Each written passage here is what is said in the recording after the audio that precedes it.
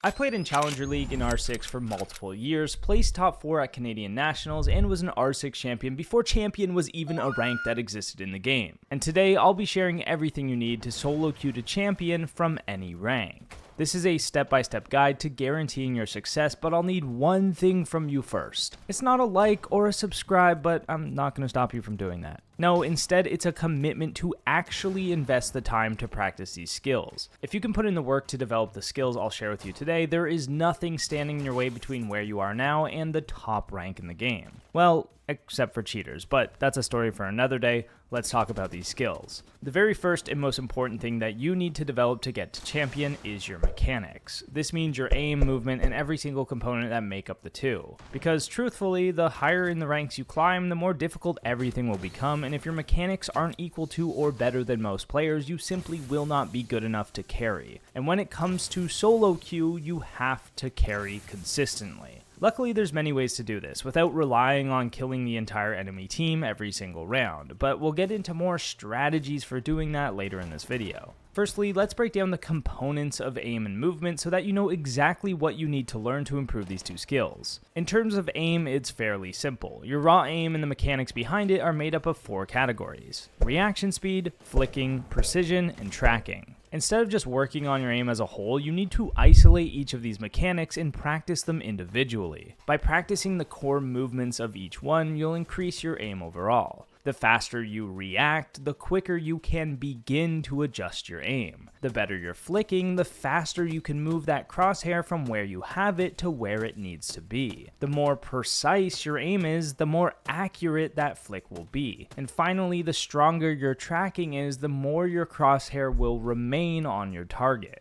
The more that these 4 skills are improved upon, the better your aim becomes. I have a very realistic aim guide that you can go watch after this that shows you the exact routines I use to improve my aim. Becoming a 95th percentile aimer is a reasonable and easily achievable goal because most people don't take the time to commit to dedicated practice. If you develop a consistent routine, you're already miles ahead of everyone else. But beware, there is a trap with this. Don't go all in on your aim. Trying to get into that 99th percentile and become Bolo, Uzi, or Shaiko takes way more time than just going from 0 to 95. So just invest in getting good enough aim, and then don't stress about the extra 5% because that extra time can be invested into the rest of the skills I'll talk about, which will help you way more than just aim. Now, movement has its own perks. Aim is the right hand, movement is the left. They are a duo, and they are both equally important. Movement gives you advantages in 2 different ways. The first is keeping you alive. By moving during gunfights, you are actively making yourself harder to shoot. The more difficult it is for the enemy to aim at you and land their shots, the more likely you'll survive the engagement. Moving in and around cover, dodging, and straight up baiting out shots is extremely useful when it comes to mechanics. The other half of movement is quick peeking and information gathering. By quick peeking into angles and face checking areas with good movement, you can gather information you wouldn't have had previously. This means you can safely take space and win clutch situations using your advanced movement to your advantage. These 2 skills can be easily practiced by going into an endless drill and attempting to hug walls, peek in and out of cover, and get the bots to shoot at you without hitting you. Or play unranked and instead of playing normally, see how long you can survive by running through the building without shooting. Quick peek every corner, check what you can, and try to take as much space as possible without dying. See exactly what you can get away with by only relying on the power of movement alone. You'll learn a lot and get way better because of it. Now, aim and movement are the 2 essential building blocks to becoming a good player. Becoming? You're telling me having good mechanics doesn't automatically make you a good player? That's right. I've seen coppers who aim like pros and they still can't get out of copper. It doesn't mean you won't, it just means there's a lot of work to do to get to the top rank. Or you just buy cheats like 90% of champions these days. I personally think that's pathetic and sad, so if you want to become a complete loser, go ahead. The point is, soloing to champ takes a lot more individual work, and the next building block of that work is being able to think. The way you think about this game truly defines whether you get better or stay stagnant, no matter how many hours you throw at it. This is why my most recommended piece of advice in this entire video is changing your philosophy on the game from a kill mindset to a winning mindset. What this means is instead of looking at the match as a 5v5 where you need to get as many kills as you can, you'll want to look at it as potential for winning plays and decisions. Not all kills are equal, so it shouldn't be your first priority. Instead, you want to lean into win conditions and objective play. On attack, you want to attack the map, gaining control and locking out defenders. On defense, you want to defend the map, holding areas and denying enemy pushes. Unfortunately, most players have these two reversed. They sit outside baiting for kills on attack instead of actually taking space, and on defense they peek and push past their utility looking for every possible gunfight they can find. This is completely backwards, and once you learn to defend the map and force attackers to actually attack, then defense becomes extremely easy. As for attack, learning to just enter the building and gain space is step 1 to being successful, without relying on a terrible defense to overpeak and make mistakes. This will develop your understanding of how the game works, but to further that development, you want to be constantly asking the question, why? Why are things the way they are? The default setups, the pro operator picks, why do the head holes go here? What do they do for my team? What do they do for the other team? By asking questions, you can get to the root of each strategy and truly understand how to play into that strategy. Building up your critical thinking in this way will shift the way you play the game entirely. Watching games back with the match replay feature is how you pause and ask these important questions in an environment that gives you the time, space, and freedom to actually do it. Once you've evolved your thinking and understanding, your gameplay will also improve significantly. Between the shooting range and match replay, you could already be at Emerald or Diamond with just this alone. Or maybe you've been working at this already and you're still stuck in Bronze. And that's okay. These things take time, a lot of time, especially if you're new to FPS games or you're an old man like Dell. If you know him, you love him. But the point is, don't stress. Just continue working at it and don't give up. It will be rewarding breaking through those barriers, but it will only get you so far because the hardest part of the entire journey to champion is the grind from Diamond to champ. This is when you'll be put up against some of the best players in the game, while somehow still getting the worst teammates of all time. And that's part of it. That's rank 2.0. Sometimes you'll get slammed and have absolutely no chance, and sometimes you'll win. All you can do about it is continue to improve individually and keep your sanity alive. By using the losses as opportunities to learn, you'll continue to improve. And by not losing your mind, you'll continue to play at your best, which is absolutely crucial if you want to get to champ.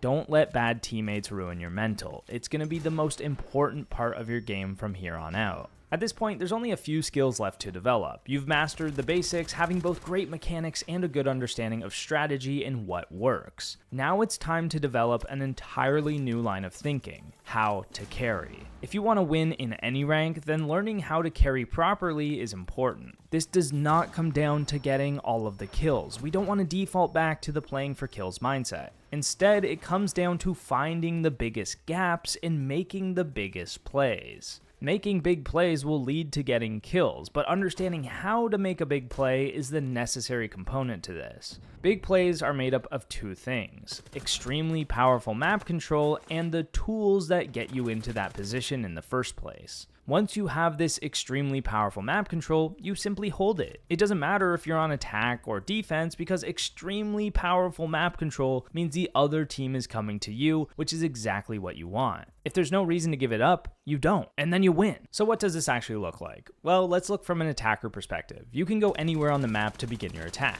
Most people take the safest option, entering the building from as far away from the bomb site as possible. It has the lowest likelihood of a defender being there, and it's a good way to get a foothold inside of the building. But it's also the easiest way to misdrone a defender, get unlucky, or get flanked, all while not really achieving much in terms of pressure and usefulness. This is because the further you get from the bomb site, the weaker the map control is. Simply put, the bomb site itself is the most powerful map control. This is the extremely powerful position I was referring to earlier. Having the bomb site gives you all the power. It stops roamers from getting back in, it allows you to plant the bomb, and it forces the other team to push back in an attempt to defuse. And while they're doing that, you have cover while they walk into the middle of the open, giving you the easiest kills of your life and win winning rounds. That's why going directly for the bomb site is the best option on attack. You only need a limited amount of information. You can pick operators that allow you to force your way in and give you an advantage like Ying and Grim, and once you're there, you don't have to gain any more ground as the defenders will push into you. This essentially flips the roles, where you're now defending as an attacker and they are attacking back as defenders, making everything 10 times easier for you. And if the bomb site is completely locked down, take it one layer higher. Instead of going direct for site, go directly for a room adjacent to the site. That way you'll get into a safe area that you can control easily, and you can still work the bomb site safely from there. There's no need to overcomplicate the game and take the entire map when most people are doing the basic site setup extremely poorly. And for defense, the same applies. The most important map control is whatever stops the attackers from getting into the bomb site. In most cases, this is the bomb site itself, but sometimes it's actually the surrounding rooms that make it easier to hold. Yeah, you can run around the map trying to pick people off, but it isn't going to work if you want to carry your way to victory. The truth is, you can't defend the entire map yourself, but you can hold the most important areas that will help you protect the bomb site. Sometimes you'll need to get slightly more aggressive to compensate for bad teammates, and other times you'll be just fine taking the back seat and making sure the defense is impenetrable. Many of these defense setups and knowing where to play comes down to another crucial skill for carrying your way to SoloQ: Counterplay. If you do not develop your counterplay and instead rely on the same strategy every time, you will never SoloQ to champion. This is why I teach fundamentals and understanding in almost every single video I make, because only through the development of those skills will you be able to actually think for yourself when it comes to counterplay. With these skills, you can take any room and find the best way to contest it and play it to increase your chances of winning. You'll know what room that is and what operator to play. That way, when you know how the other team is going to attack, whether it's because of the meta or because they did it the previous round, you will be the guy that is able to stop it. That's the secret when it comes to defending. There's only one thing that trumps this though. It's the most important skill of all in order to SoloQ to champion, and it's teamwork, which has 3 crucial elements that work with any team.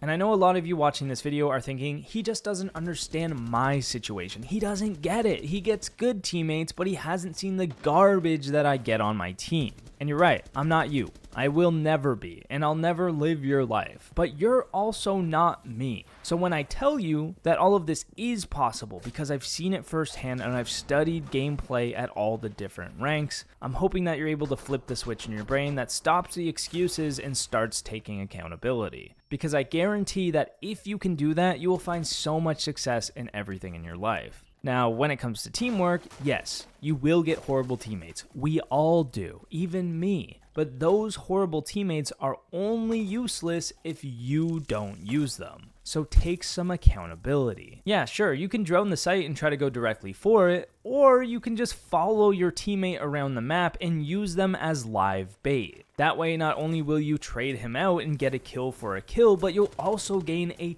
ton of map control. If you complain about your teammates never droning you in, you're stuck in your own ego, because that same guy that won't drone you is literally a human drone. Just follow him around and get his trade. Yes, it's baiting, but it's the good kind of baiting that makes you win. Baiting like this is reasonable and smart, and they do it in every single round in Pro League because it is very, very strong. Be this kind of baiter, not the kind that watches their teammates swing and doesn't peek with them. Push with your teammates and play off of them. It's instant teamwork with no communication or skill required. The second element of teamwork that works with any team is pressure. Adding pressure to the defenders draws their attention towards you. And what's the result of this? Well, it's less resources and players dedicated to contesting the rest of your teammates. So by pushing somewhere by yourself and using your utility to open walls or distract the defenders, you are effectively helping your teammates do their jobs easier, meaning they'll be successful more often.